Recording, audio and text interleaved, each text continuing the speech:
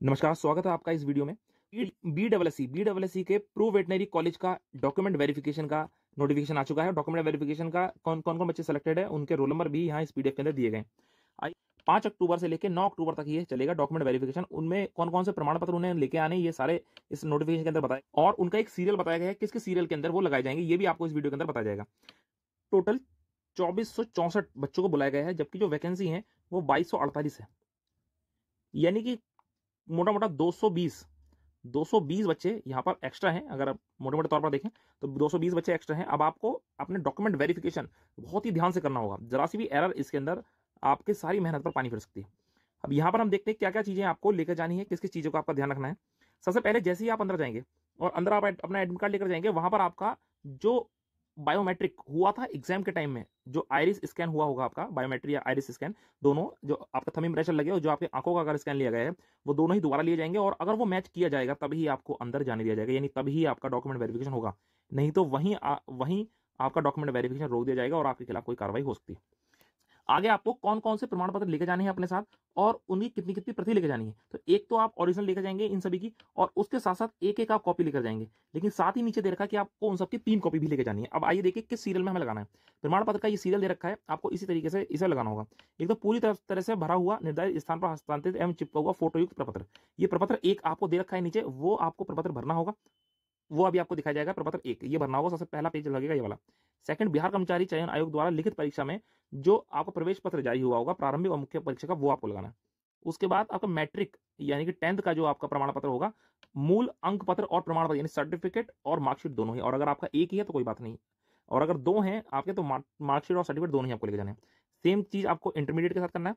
ऐसी जो आपकी ग्रेजुएशन होगी उसके, वो भी आपको लेके जाना है। उसके अलावा जो भी आपने टेक्नोलॉजी का सर्टिफिकेट यहाँ पर लगाया था, वो सर्टिफिकेट आपको लेके जाना है। उसके बाद 7वें नंबर पर लगेगा आपका वो SC ST का जो आपका सर्टिफिकेट है, वो जाति प्रमाण पत्र लगेगा।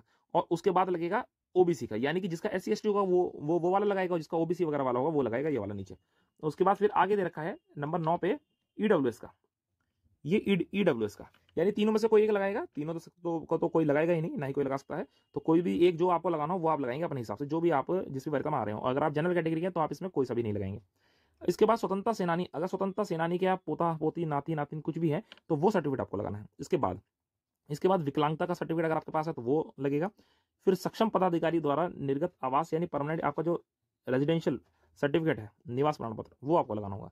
उसके बाद भूतपूर्व सैनिक का अगर आपके पास प्रमाण पत्र है तो वो, अगर आपने बिहार सरकार की कोई भी जॉब की है उसका अगर आपके पास सर्टिफिकेट है तो वो सर्टिफिकेट आप लगा सकते हैं।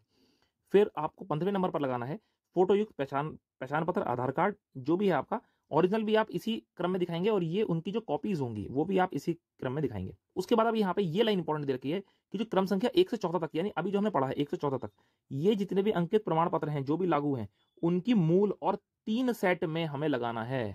स्वयं अभिप्रमाणित, यानी खुद आपको प्रमाणित करके अपने सिग्नेचर करके नीचे सेल्फ अटेस्टेड करके आपको इसमें 3 सेट लगाने हैं। टोटल लगेंगे इसी क्रम में। यानी सबसे ऊपर आपका आ गया ओरिजिनल, उसके नीचे आ गया एक सेट, फिर आ गया दूसरा सेट, फिर आ गया तीसरा सेट। आपको इस तरीके से 3 सेट लेके जाने हैं। लेकिन हम आपको अगर पर्सनल एक हिदायत दें तो बहुत इंपॉर्टेंट ये है, आप 1-2 सेट और एक्स्ट्रा कराकर ले जाएं, क्योंकि लंबे सफर में अगर आपको जाना होगा तो 1-2 सेट एक्स्ट्रा होंगे तो आपके लिए ही बेटर होगा। अब ये डेट बहुत इंपॉर्टेंट है, ये 1/6/2022, यानी कोई अगर आपकी शैक्षणिक जो भी आप अपनी एजुकेशन या क्वालिफिकेशन या कोई अगर आप डिप्लोमा लगा रहे हैं किसी अपने टेक्नोलॉजी का, तो वो आवेदन मतलब वो जो आपका प्रमाण पत्र है, वो प्रमाण पत्र प्राप्त करने की जो अंतिम तारीख है वो ये होनी चाहिए।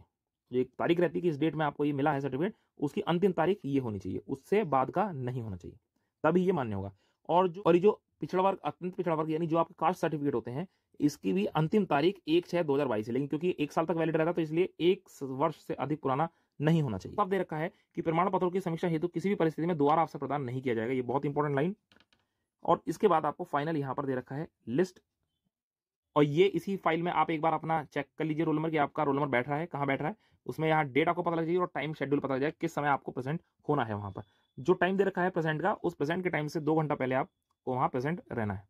ये सबका टाइम स्लॉट दे रखा है, 5 से 10 तारीख तक ये चलना है। और ये PDF आपको हमारी वीडियो के डिस्क्रिप्शन में मिल जाएगा लिंक, वहां से आपको डायरेक्टली डाउनलोड हो जाएगी, कहीं आपको इधर उधर वेबसाइट पर घूमने की जरूरत नहीं है। इसके बाद लास्ट में यहां पर एक दे रखा है प्रपत्र, ये देखिए ये प्रपत्र जिसकी बात ऊपर ऊपर कही गई थी कि प्रपत्र संख्या 1 ये भरनी है।